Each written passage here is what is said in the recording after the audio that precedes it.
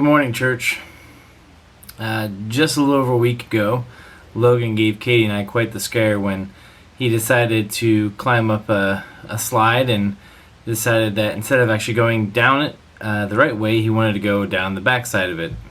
Ended up falling down, long story short, bumped his head and had what the doctors say was probably a very, very mild concussion.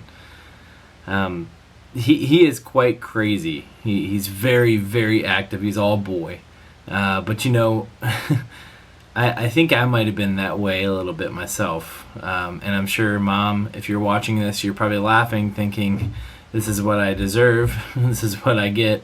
And when I say a little crazy, I mean a lot crazy.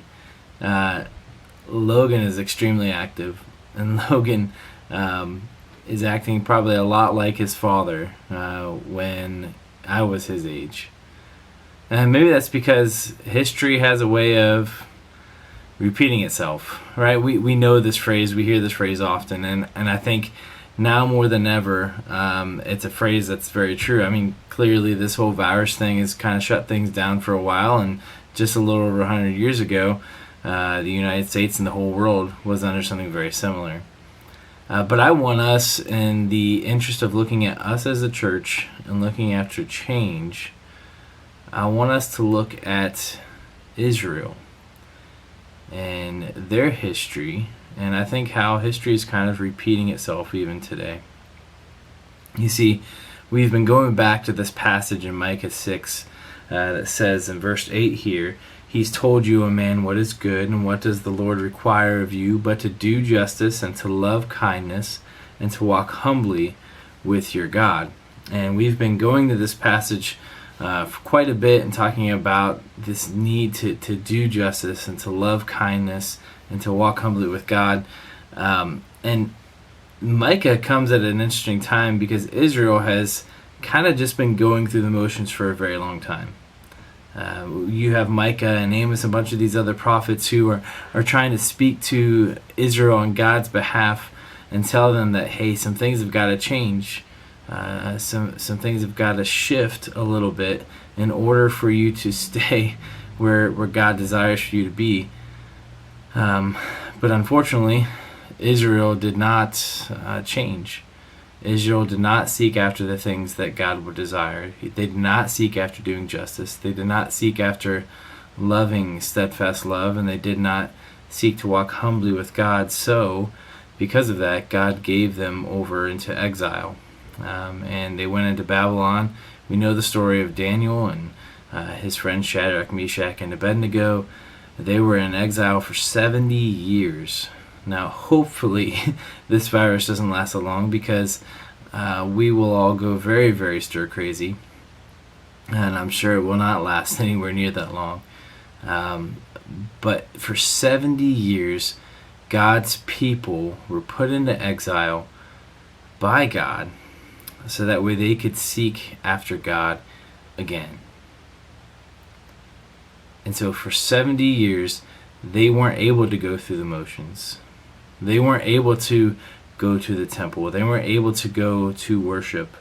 They weren't able to do the things they always did.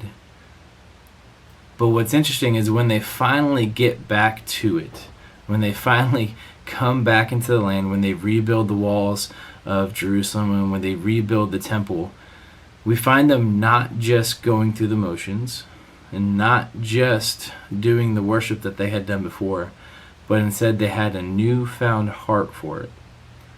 In fact, I believe they had lined themselves a bit more with the heart of God, and they sought after justice.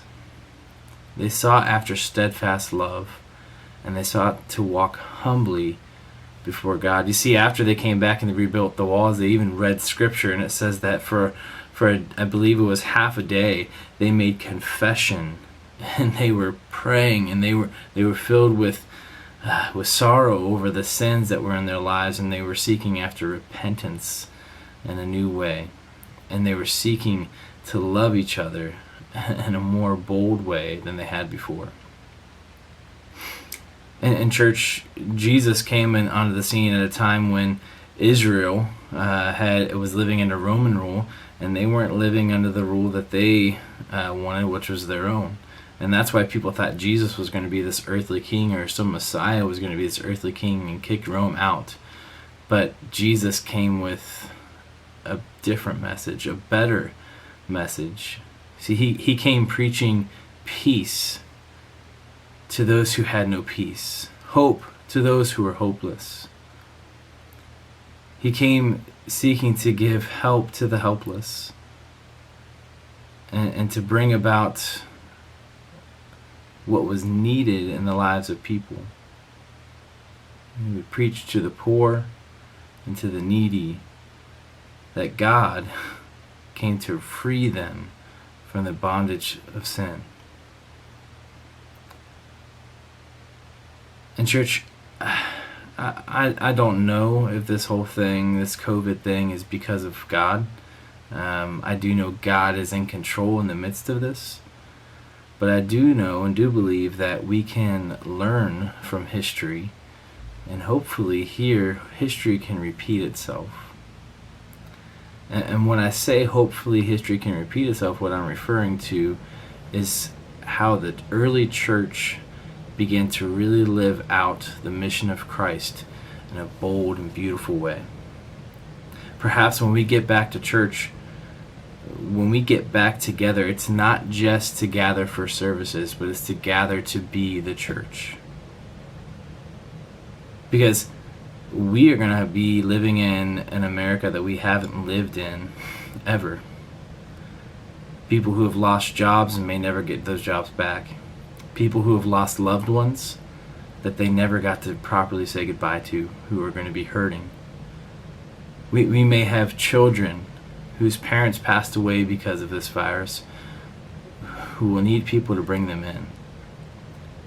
And church, we have an opportunity, not just then, but even now, to really live out the call of Christ in our lives as the church.